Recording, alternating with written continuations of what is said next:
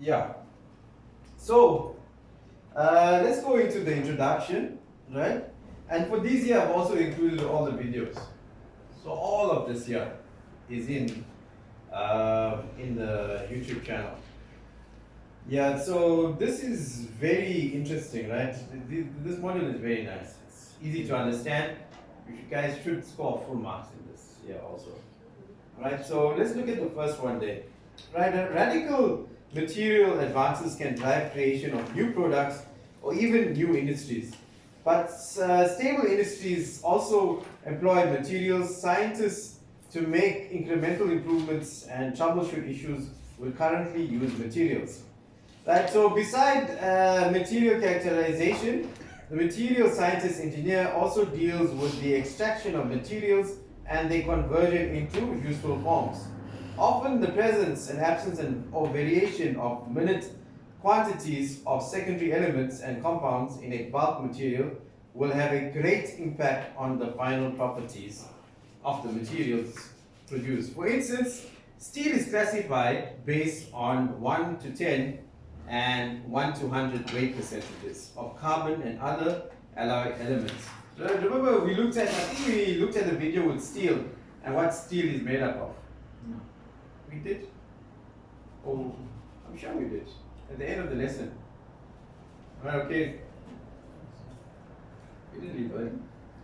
I wasn't here. Yeah. Right. Thus, the extraction and purification techniques employed in extraction of iron in the blast furnace will have an impact on the quality of steel that may be produced. Right. Ferrous metals and alloys. Right. Steel. We're looking at steel first. 3.2.1. Carbon steel is the most common and cheapest and most versatile metal used in industry. Why? Why do we use? I'm sure you'll always hear steel for everything, right? But why are we using steel? Right? There's a note there. Highlight it, please. Right?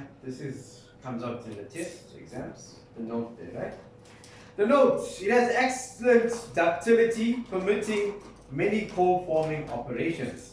Right? Depending on tensile strength, the carbon content range from 0.2 to 0.4% carbon for anneal steel. And please take even the line there, the 0.2 to 0.4%. Right, cold working applications boost the strength even more. Over the years, various types of carbon steel has been developed for structural and pressure vessel applications. Alright, so it's also corrosion resistant. What does that mean? Corrosion resistant. Doesn't last. Well, Well, it avoids. Right, it prevents rust from forming, right? The corrosion resistance of steel depends upon formation of an oxide surface film, and therefore its resistance to corrosion is somewhat limited, right? So does steel get corroded? That's the question. Yes. Yes. Right? So it's corrosion resistant, but in a limited form, right? It can get corroded, okay? Carbon steel should not be used for contact with dilute acids, right? The reason why we don't want carbon steel for dilute acids is because acids will then start to corrode the steel. Right? I'm sure you've seen it. How do you store HCl in the plant? Line Or so. And what do you have any basic material? What caustic? Caustic, yeah. Where you store your caustic? Also. Sorry? Tanks. What type of tanks is made of? Line. All line tanks. Right. Carbon steel should not be in contact with dilute acids. It is not recommended to be used with sulfuric acid below 90%. But between 90% and 98% of boiling point temperature, it can be used. Right? Usually, again, note, right? Usually steel is not used with hydrochloric, phosphoric, or nitric acid. Where you store your nitric? We don't. We don't have. Alright? You don't have nitric acid. That's citric acid. Citric acid. Why are you using citric acid for? Oh, what you using? The salts, that's to take the pH up of the washable system. Oh, okay. To help the To take the pH up. Sorry, down. Yeah. From about 8.5 to like 6.5. Sorry, man, he hasn't been at work for the last 5 years. Alright. Alright, so when iron contamination is permissible, carbon steel can be used for handling caustic soda up to 75% and 100%. Right? Brines, you'll use brine solutions. For cleaning, you don't use any brine. Brine wash? No. Nothing, eh? Tell by yourself. Alright? So, usually in the food and bev industry, they use a lot of brine. They take 1 ton salt, mix it in hot water, and they wash tanks with it. Right? But the inside. Brine, yeah. They pump it through the tanks and lines. Brine and seawater corrode steel, but it's suitable for, it's suitable to be used for applications, example storage tanks, such as neutral water and organic chemical like solvents. You'll use it in there? I think it's on the RO unit we use. Oh yeah, I'm sure. When you're cleaning up all those. Cleaning, yeah. yeah. They do a brine one. Okay. Right, so in terms of steel's properties, right now these are the things now that are like coming out in the exam, right? Yeah, I can't tell you which one they're going to choose, but you need to know the properties and whether they're corrosion resistant. So in terms of steel, the properties, why we use it widely, the price. Steel is cheap and it's very versatile, right? Sorry to take that. Yeah. So for every one, you got an advantage and disadvantage. You have to learn Yeah. all of them. Yeah. So it's a lot of theory. Like I told you guys, it's a theory, yeah? Not too bad though. Just to learn it. Well, but what will happen is, right, guys, don't get too stressed when it's like you thinking there's a lot of notes to learn. How you're going to work is, you're going to look at the past year papers and you're going to answer. Then you'll see a pattern there. Which ones are coming out? Yeah, you'll see a pattern, and then what we usually like with our last trimesters, guys, the guys made notes. They took the past year papers and they then answered the past year papers, and whichever was the common questions, they circled it. And then what eventually it left off some theory, and then they didn't learn that theory. But although it can come out, but they didn't come out. So percentage wise. They worked to that. They said, nah, they're not going to go over so much. So they went over the last 4 years' papers, so like 12 papers, and they took the 12 papers, they looked at the questions, looked at the guide, circled it, and it worked out. Yeah. Right, so, but if obviously the best thing is to learn everything, alright? Because if something comes out, now that's why I can't tell you, hey, this is not coming out. I would always recommend you to learn everything, okay? Because if something, you can come back and say, hey, Avinash told us not to learn this.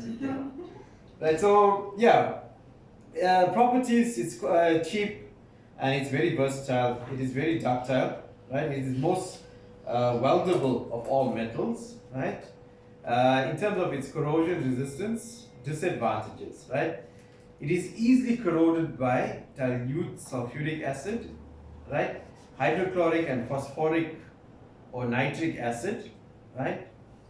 Brine and seawater corrode steel at slow rates. It's supposed to be, it says rare. Not so Rare. Yeah, I don't know.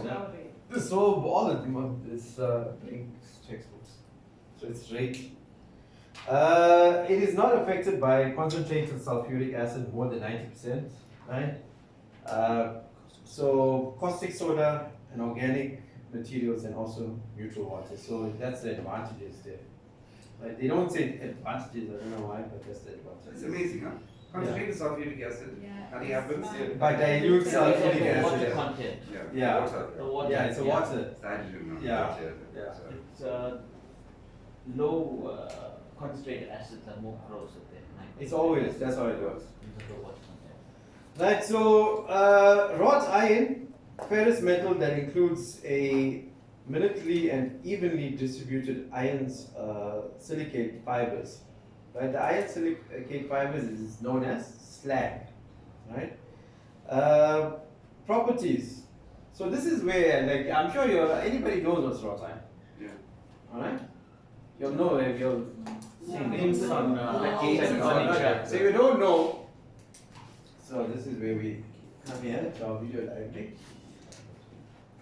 Tumbling mill. Again, we will not be able to discuss every type of maze. We'll take an example of a tumbling mill later in the discussion. Now the grinder can make particles of different sizes.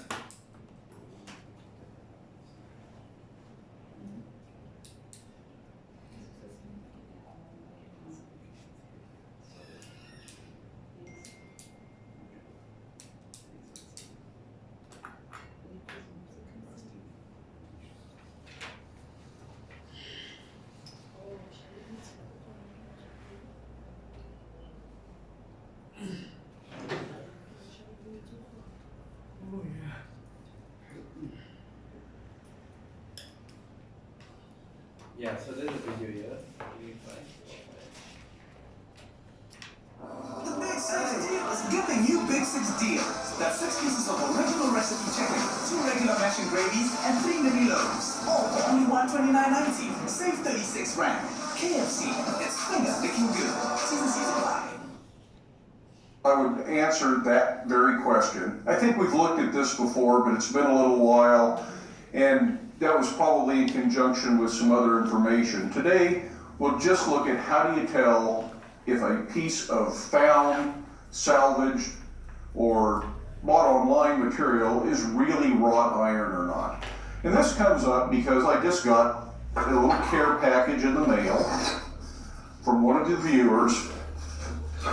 These little pieces of wagon rim. Now really, most old wagon tires are going to be wrought iron. That's what most of them were made out of, unless it's a more recent reproduction made out of mild steel. The originals all existed at a time where wrought iron was the only game in town, so odds are these are wrought iron pieces. But this material comes from Ron, and Ron would like to know if it's really wrought iron. So I thought I would go through the process of a very quick, very easy test to be sure. You can spark test this against a known piece of wrought iron, but spark tests are sometimes a little subjective and it's hard to be exactly sure what you're looking at.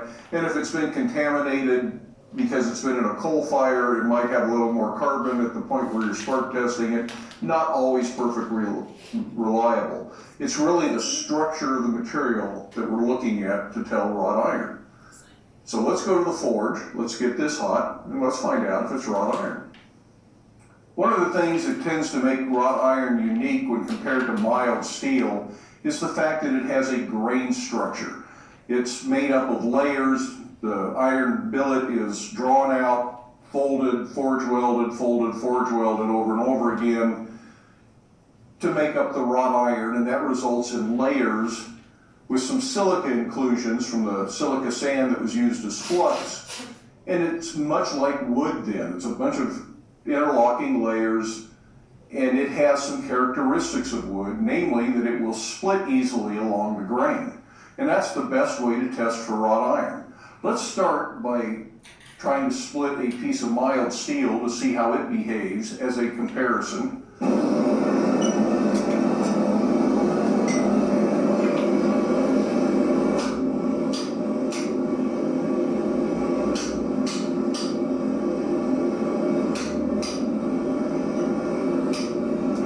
So by putting that chisel cut in there, we've created a weak place that this will both want to bend, but the wrought iron would also then want to fracture right there, especially when you hammer it like that. You can see that this stayed together pretty well. Mild steel will still crack, it'll still stress crack, but there's no delamination, it's just a sharp bend right at that point. So that's mild steel.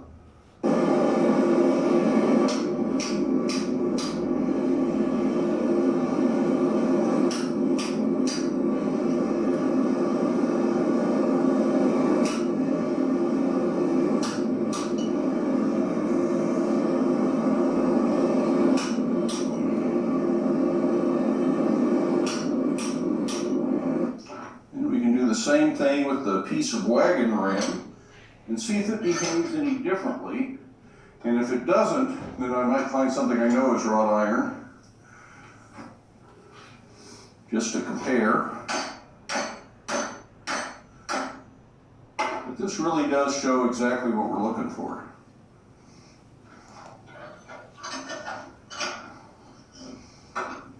You can see down in here that that's delaminating, it's pulling apart and splitting. They're like sort of breaking and splitting apart. You can see that? That's steel. That's wrought iron. And you can see fibrous grain where the chisel cut didn't go as this pulls away from it. And that's definitely wrought iron.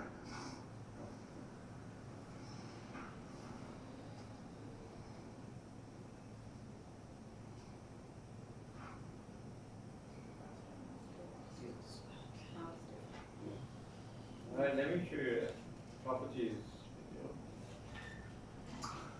Well, hopefully that was clearly illustrated and you could see the changes.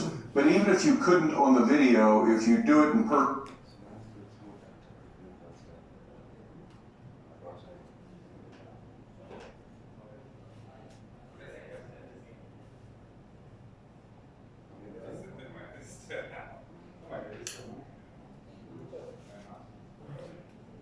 Everyone's called mild still. Mild steel, I'm not exactly sure, but I'm thinking that mild steel will be the actual compound doesn't have as much carbon, so it makes it a milder form. The more carbon, the greater the bond. The greater the bond, the harder the steel. So if it's mild steel, I'm saying it probably is lacking a larger bond, and the main contribution to the bond is the carbon.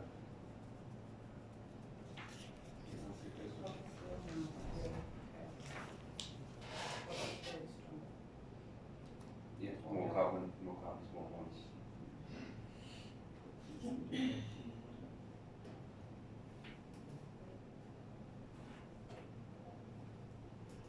Yeah, So, so not many mucho, like they have. A very good day to you. My name is Faith Ngoya, and you are tuned in to We Buy Exclusive Cars News. Applications of and wrought irons, chemical compositions, and the main. yeah, just mind the accent. Most of these videos that I was getting, most of them are like these guys from India, so the accent is a bit thick, but the information is good. That's the main thing, right? Thing is the And character. I looked for other, I couldn't find anyone else that's posting. I think these guys are passionate, yeah. Characteristics of wrought irons. So let us start. So wrought iron is probably the most refined form of the iron. So that will be the important part. So with a very small amount of the slag is being present into the wrought irons. Now we will see the chemical composition. Now remember what we said the slag was?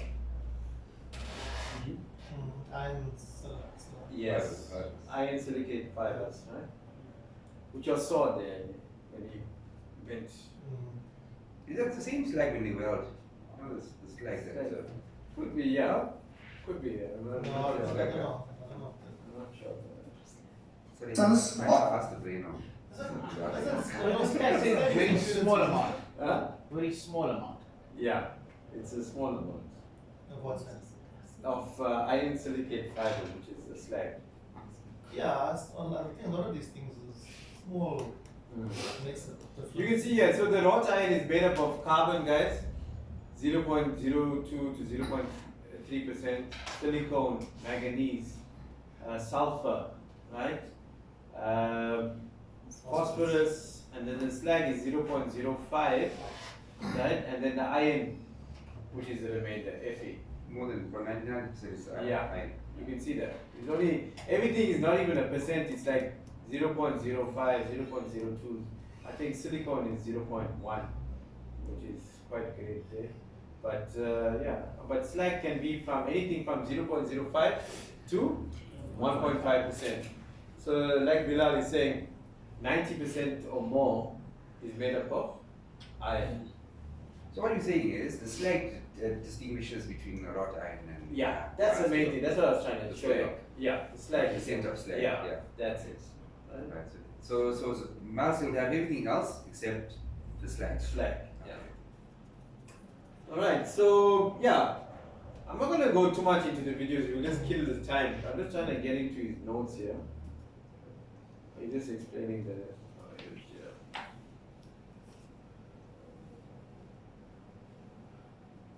Okay, yeah, no, this is.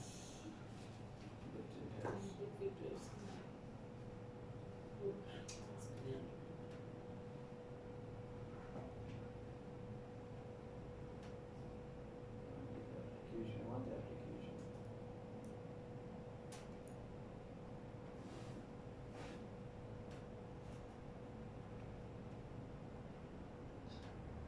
There's it here, right?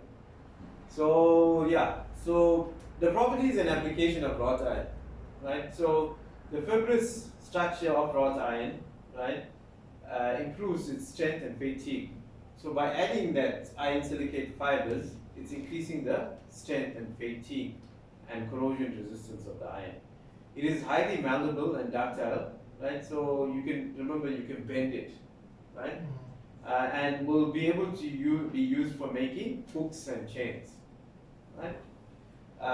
Mechanical properties, so it's giving you the tensile strength. So far in old papers, they would give you like, maybe you need to design or what given the tensile strength of 3,400 to 3,500, we want to design a chain. What type of material will be used? So that was the type of question. So where you need to know the properties, mechanical properties so well of each material that we're studying here, that you must be able to decide this is the material used to design whatever. So that was in the old days, but now I see in the new papers they don't. It's just basic properties they're asking for. Let's see if we look at In the notes past as well, paper. doesn't have that. Yeah, in the notes. I There's just want to see in the past paper. Show you all There's this maybe example. because there's so many different options now, you can't know everything. Yeah. Okay. Let's go to page 115.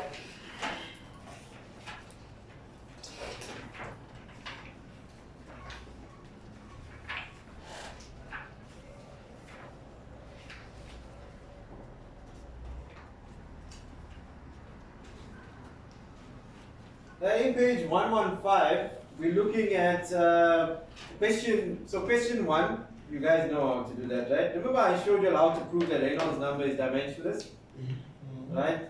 Then the viscosity definition is from your notes, straight theory. Then they say write a brief explanation or explanatory notes on grinders. So basically a paragraph there for 4 marks. Right, and name 4 types of grinders. 4 marks. Use a sketch to describe the operation of a micro atomizer.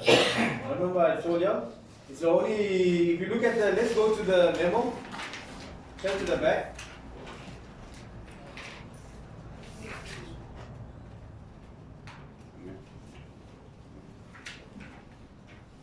.3 micro atomizer. So they gave a full, hey, this one here, full one. Yeah, let's do the full thing here. Yeah, but what I told you guys, so if you have the a square or rectangle there and you have the drawings, you get, it's like basically 1 mark for the labeling. Oh, let's see here, use the sketch. Okay. So in this one here, it's not about labeling the sketch.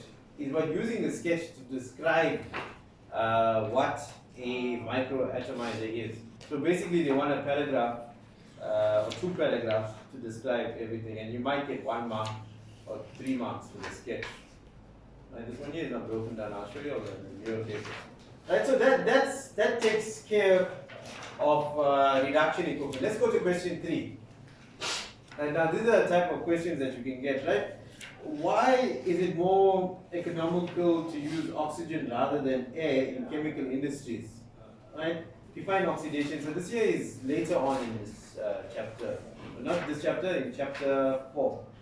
But the other one, what we're looking at, the two questions that we're looking at is discuss the characteristics of stainless steel and state 4 advantages of in the use of titanium. And let's go to the memo.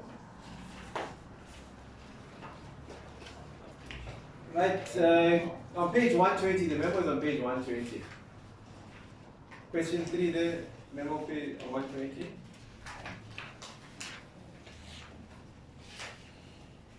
Right, so they just tell us that in terms of the characteristics of stainless steel, the heat and corrosion resistance, non-contaminating, easily fabricated, right, and so on. For the next one, 3.4, state the 4 advantages of titanium. High cost, not easy to form. High springback welding must be carried out in the atmosphere, right? So those are the type of questions. Remember, this is 1 mark is 1%. 1 mark is 1%. Like I said, you can see for question 1, the Reynolds number, 20 marks there, 20%. 12 marks for the calculation, 12%. So yeah, these are the type of questions you get. Question 1, 2, and 3, if you combine 60 marks there and you got, not 60, okay, maybe like you get 40 marks out of the 60. You solved it. You passed. So you have done 3 chapters.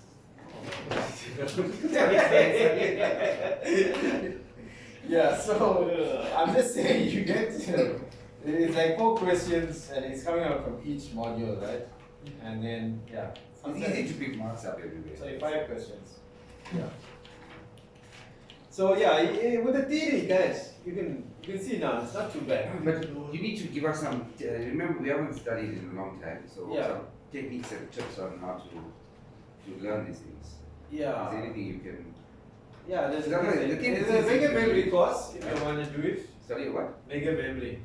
I don't remember mega I memory. remember that. You see Kevin Trudeau. Yeah, 40 different things. And you You can look at them and remember, it's so flexible. it explains how your mind works, right? And your mind doesn't want to remember boring things, so you have to make learning interesting for you in order for you to remember. It's a whole long, maybe it's a 6-day course. No, another course. Yeah, but once you got it, then you can apply it to anything, and then you can learn formulas, you can learn anything from that. It works. It's called they got like a technique called pegging, where you like so if you like, let's say your mind is like a filing cabinet. If you take random pages and you throw it into the filing cabinet, and then you say, okay, I need to find Trevor Bini's file in there, but you took all his stuff and just threw it in. But if you have it categorized in order, and you say, okay, Trevor Bini, you can just look it up and pull it up. So the same way your mind works. If you categorize stuff and use a pegging technique in terms of learning, so in order to pull it up, you just look for the peg and you pull out the memory and you write the answer. Basic. I know from the video I watched. I only learned this only after campus, Yeah, but basically, they said it's just a matter of you do it normally anyway. But Yeah. this is just a organizing. Yeah. Basically. That's organizing your mind. That's It's cool. like the thing is everybody has a photographic memory. You don't realize it. Out of phone. Yeah, it's like you no. Is it that you don't know how to use your memory? Like sometimes you like like certain things you leave the house keys somewhere and you say, hey, where did I leave the house keys? Like something like that there, where your mind is not focused on the task, but it's thinking about something else while you are doing a mundane task. Because your mind is thinking, this task is so easy, I'm not going to think about it. It's like when you're showering or something, you're thinking about something else, you're not focused on your shower, you're like focused on something else. The same thing, when you are learning, you must be focused on the material. If your mind starts to wander from the material, that means the material is too boring, or it might be causing your mind distress. And when you're in that situation, in a distressed situation, your mind, you're inadvertently telling your mind subconsciously, don't learn this because it's too hard. and that's what happens. But if you find it like something interesting, you're gonna learn it all the time. It's like watching a comedy show.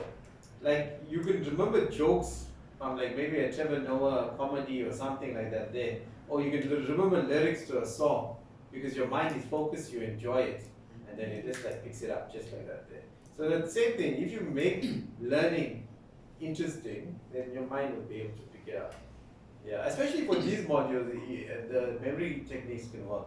For maths and application stuff, you can learn the formula and stuff, but how maths works is repetition. You just learn how to do it. They call it monkey maths. Monkey maths because monkey see, monkey do. So basically, you learn something and you carry on repeating it. And once you carry on repeating it, you have to get it. The more practice with science and maths, the better you get. And then you learn a technique, how to do the problem, you follow the example, you do the exercise, and you carry on there.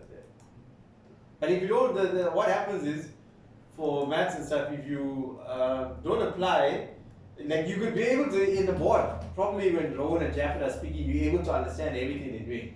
But then, when you go to your thinking, it's like, okay, I said this. It doesn't make sense anymore. So, but it only works with just doing it. Yeah. Alright, so, yeah, but I'll just saying, I got the course, I can give it to you guys if you'll bring a flash to this copy player. Yeah, without tempo also. We got your laptop. How? You got it in your laptop? Yeah, not on this laptop, my personal laptop. I'll bring it though. Yeah, I'll bring it maybe tomorrow. Yeah, so those are the type of questions, right? So let's go back to our notes. Let's go back to this way.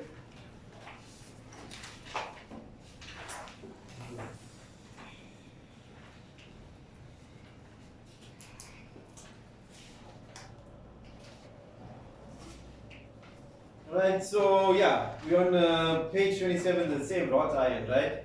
So we looked at how wrought iron is made, the properties, advantages, right? Remember, it's tough, it's ductile, fatigue and shock resistant because of the fibers, it's easily welded. Corrosion resistance, right, in terms of its disadvantages, it's resistant somewhat better than steel, but dilute acids easily corrode it. It is not affected by atmospheric conditions such as soil corrosion, alkaline solutions, and high temperatures up to 340 degrees. Low alloy steels, right? Ions mixed with another metal. In addition, small amounts of alloying materials greatly improve corrosion resistance to the atmospheric environment, but does not have much effect against liquid corrosives, right? So basically, to the atmosphere, we're looking at, remember, if you're living in the coast here, we have the sea, and we have humid conditions. The humid conditions is like, we'd say it's like water, vapor, and air. And if you live along the coast, our seawater is basically salt water. And there's an oxidation reaction that will occur with different types of steels, and then you'll start to corrode your car. New windows. Yeah, you see the older cars back, I think in the 90s. You remember those cars? It was just once the rust catches, it carries on the car. It's gone. It will cut and weld. But nowadays we're using better alloys, so it's more corrosion resistant. Yeah, and we're using a lot of plastic. That's the main thing. Most of the cars, like, they use as much plastic as possible because it makes for cheaper production. No. And lighter. Yeah, it's lighter. So in terms of the efficiency, it's better, and also money. Yeah. Right. So the allowing elements to produce tight, dense, adherent rust film, but in the acid or alkaline solutions or corrosion, is about equivalent to that of carbon steel. However, the greatest strength permits thinner walls and process equipment made from low alloy steels. Alloy steels can contain one or more alloying agents to improve mechanical and corrosion resistant properties over those of carbon steel. Nickel increases toughness and improves low temperature and properties and corrosion resistance. Molybdenum provides strength at very high temperatures. Right, so cast irons, right? 3.24 cast irons. Let me just go into this the video first here.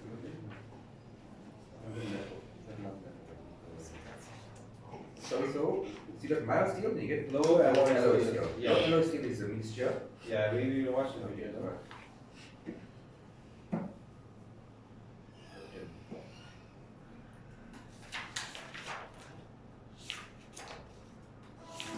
Wow, haha, I want that treasure.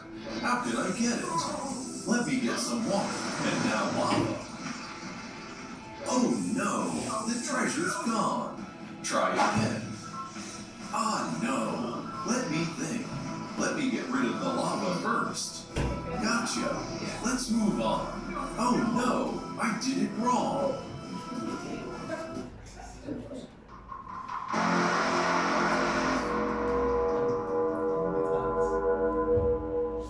Welcome to hardendengineer.com. I am Varun Patel.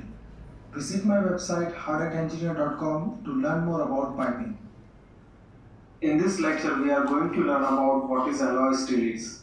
When we add various metallic or non-metallic element in specific amount to the carbon steel, it will change the property of the carbon steel. We can manipulate this percentage of alloying element in the steel to achieve better property than carbon steel. What is alloy steel? As learned earlier, adding of alloying element to improve the characteristic of material is termed as alloy steel. Alloy steel can further be classified as a low alloy steel and a high alloy steel. When the sum of the total alloying element is less than 5% by weight, it is known as low alloy steel, whereas if it is greater than 5%, it is high alloy steel. Commonly used alloying elements are chrome, nickel, molybdenum, manganese, vanadium, titanium, silicon, boron, aluminum, cobalt, and tungsten. Yeah, so cool. Yeah. When you say alloy steel, right? Yeah. Alloys don't have to be steel. Like for instance, like the rims on your car, it could be other. It can be other mixture of metals. So it's like okay, I can even we'll show you a video actually on how the car rims are made. Yeah. So it gives you like but like it's, your mind. it doesn't have to have steel in it. No, it doesn't have to have steel in it. But No, alloy steel has to have steel. yeah, alloy is Alloy we're is talking about an alloy. Different, So an alloy is a mixture of metals. That's the definition. Okay. Yeah, that's an alloy. What is the purpose of adding alloying elements? Depends on their quantities in the. Yeah, so basically for adding alloying elements, right? So it improves the corrosion resistance. It increases the hardenability, basically how hard it is. Improve machinability, right? High and low temperature stability, ductility, toughness, better wear resistance, and improves the material.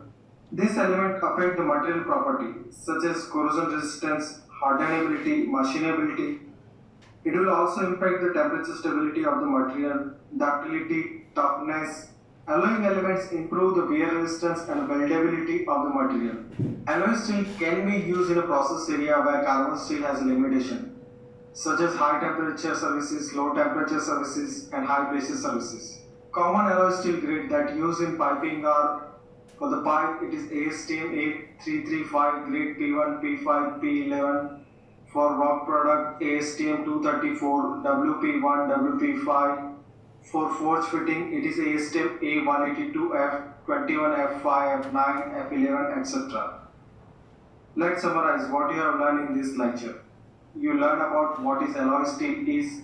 You also learn about different alloying elements which commonly used to improve the property of the carbon steel, purpose of the adding alloying elements, and use of the alloy steel. We also seen some of the common grade that used in piping. See you in the next lecture.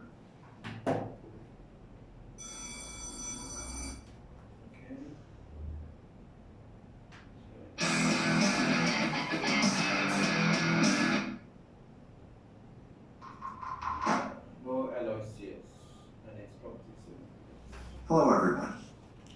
In this lecture, we are going to see low alloy steel, its properties and significance. We have all these courses available on our Thinkific platform. To learn more about low elastic. If you remember in the last class, we discussed that at higher temperature, the temperature we are talking about is around 370, 380 degrees Celsius.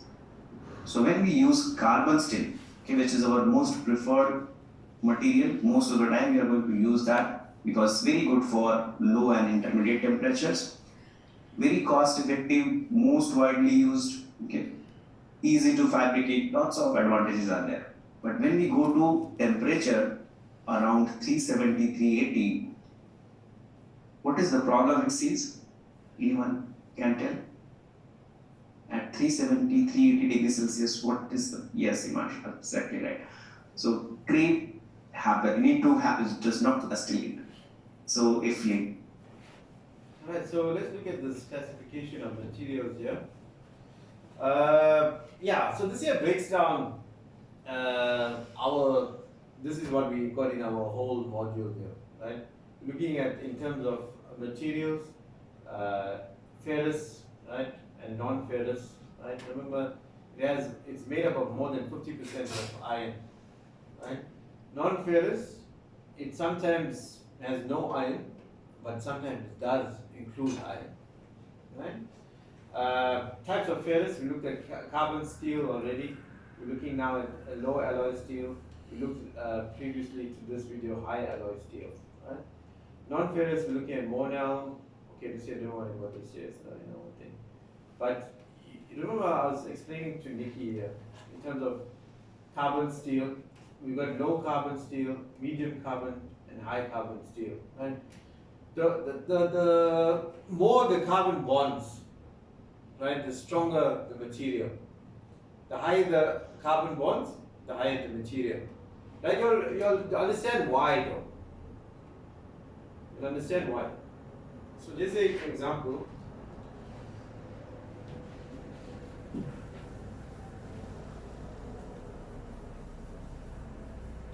is there a negative effect? Sorry? Is there a negative effect by having higher carbon? Iron? What do you mean? Higher carbon content, would it be a negative effect? Yeah, no, it'll be a strong. Basically, what I'm trying to show you is that the greater the carbon bonds, right? Just say we've got a chain here with carbon bonds. This chain versus maybe something like this here. Right? And you can see these are single bonded carbons. These are, remember we learned this in the first week. We were learning about the Lewis law structure, right? This is, I'm not going to draw the elements around it, but we're just looking at this bond. So there's like two bonds here in this chain. Now in this chain here we got 1, 2, 3, 4. Right? In order to break bonds, we need energy. Right? And in order, the form of energy to break a bond is what? Heat. Right? So the amount of energy used to break these two carbon bonds, let's say for example, is 10 degrees Celsius. That's a random, that doesn't have to do with anything, I'm just trying to illustrate, right? For 4 bonds, how much heat would you need? Be lower. Lower? You've got more bonds. More bonds. Oh. So what's going to happen? There'll be more. Increase more. It'll be 20 degrees like Celsius, because you got 1, 2, 3, 4. I'm just going proportion. But isn't the double bonds? You got Single bonds, single bonds. Okay, Right, so we've got single bond, 2 bonds, 4 bonds. Amount of heat. okay, makes sense. Yeah. Right, so we've got like 10 degrees, then if we go proportionally, it's going to be 20 degrees. Right? So what are we here? What am I trying to get at? So just say we have a metal that has less carbon, and we have a metal that has higher carbon. Which one is going to have a better heating property? Which one can withstand more heat? With more carbon. More bonds. Right. That's what I'm trying to get at. Okay. That's what we're looking at here. Okay. You'll understand now. Right? So this is, there was just like, you know, to show you what's the difference between low carbon steel, medium carbon, high carbon steel. That's where mild steel comes in. Yeah. Medium carbon steel. Yeah. So, Yeah, let's go back to our notes, okay? Let's go back to our notes.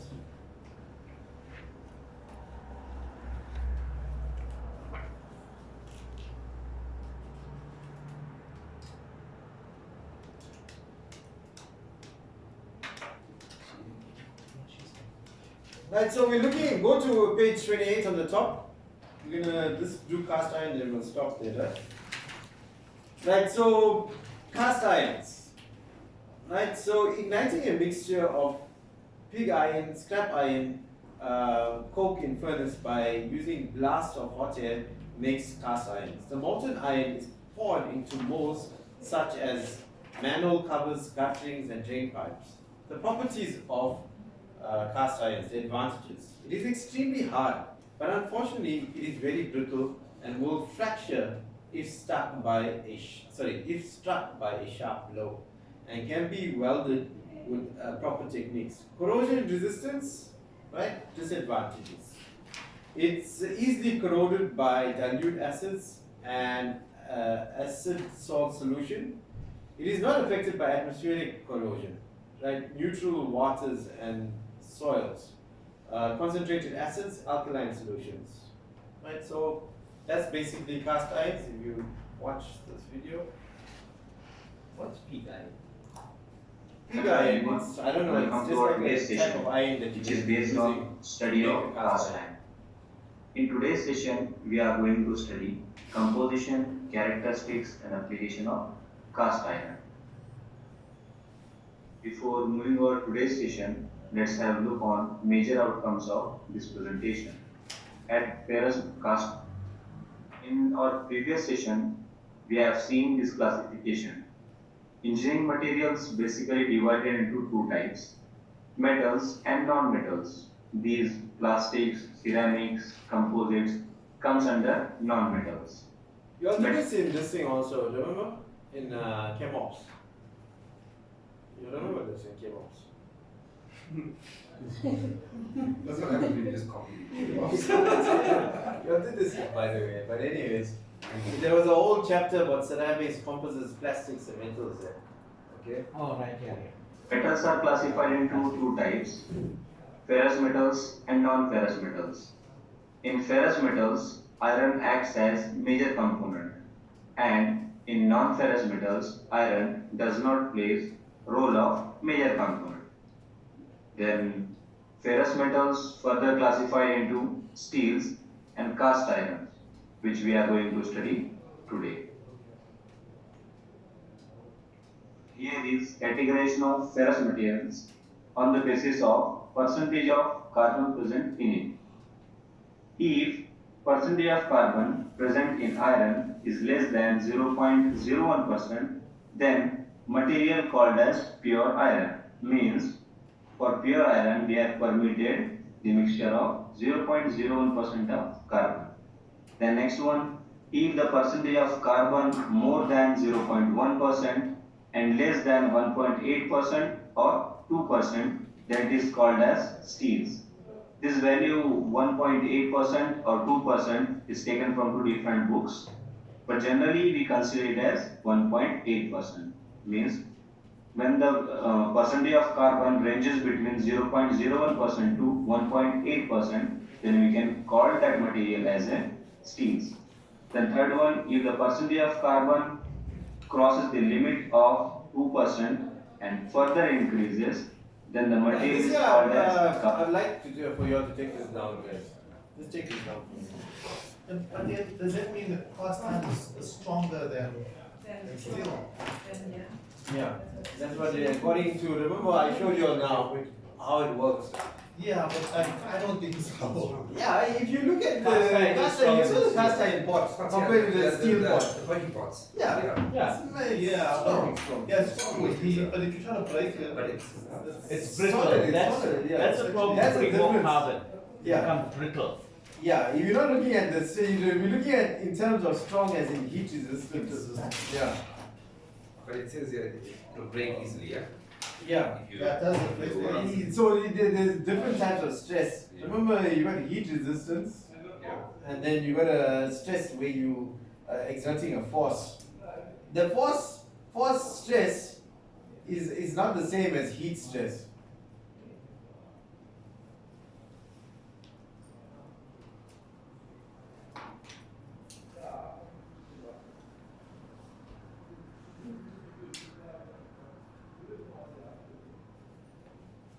How come we don't discuss the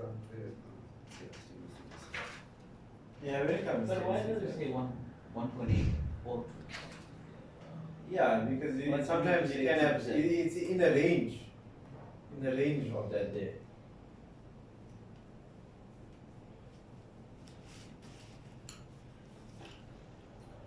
So stainless steel will be a alloy. Yeah. Stainless steel has chromium. It's got chromium. Nickel. Chromium and nickel.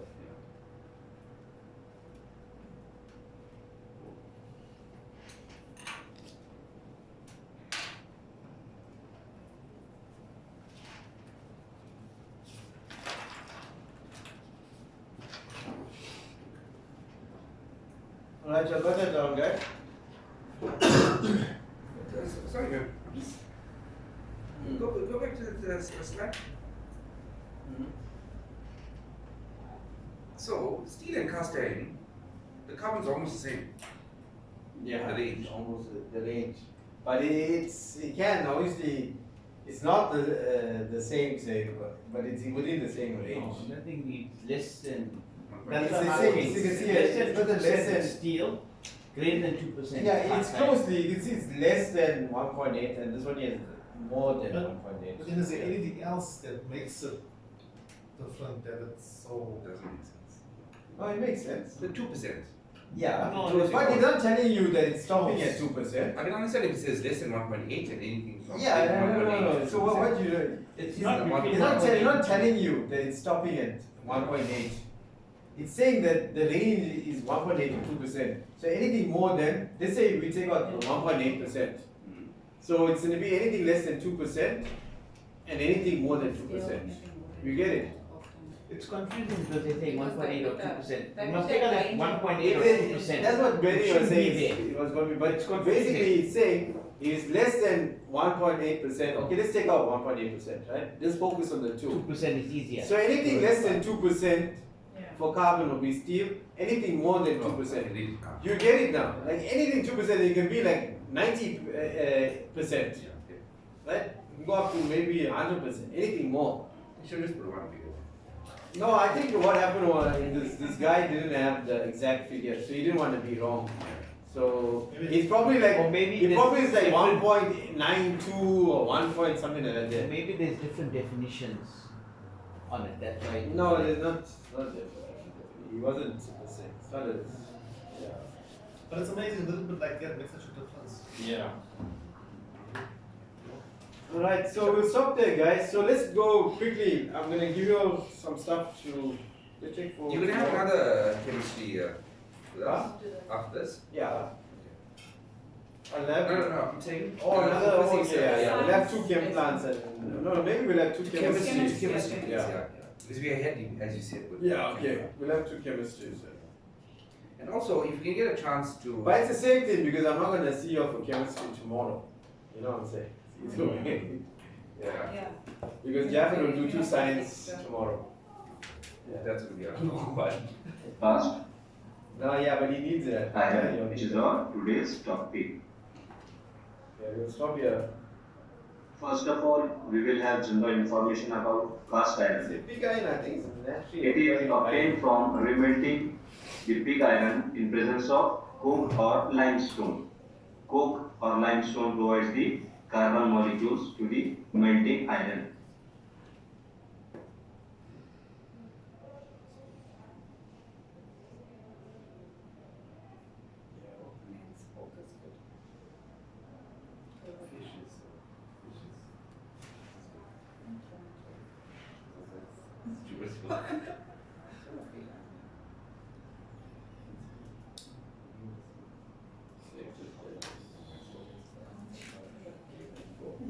Yeah, I say that video in the appendix so you can watch it later. Okay, thanks guys. You can go on a break.